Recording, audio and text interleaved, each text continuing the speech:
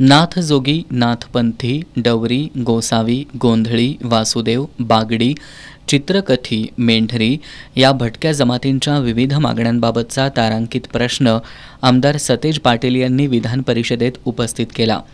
या भटक्या समाजाच्या विविध मागण्यांसाठी सर्व जिल्ह्यांच्या जिल्हाधिकाऱ्यांकडे एप्रिल महिन्यात निवेदनं देण्यात आली असल्याकडे आमदार सतेज पाटील यांनी लक्ष वेधलं।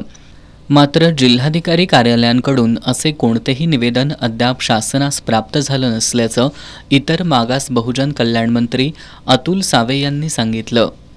भटक्या समाजाचा आर्थिक स्तर उंचावण्यासाठी स्वतंत्र आर्थिक विकास महामंडळ स्थापन करण्याबाबत तसंच जातनिहाय जनगणना करण्याबाबतचा प्रश्नही आमदार सतेज पाटील यांनी उपस्थित केला।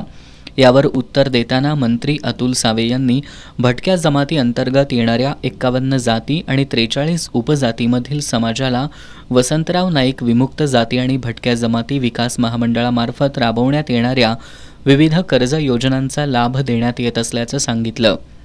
जातनिहाय जनगणनेच्या अनुषंगानं विधिमंडळानं 8 जानेवारी 2020 रोजी एकमतानं संमत केलेला ठराव पुढील कार्यवाहीसाठी केंद्र सरकारच्या महारजिस्ट्रार आणि जनगणना आयुक्ताकडे पाठवण्यात आल्याची माहिती त्यांनी दिली।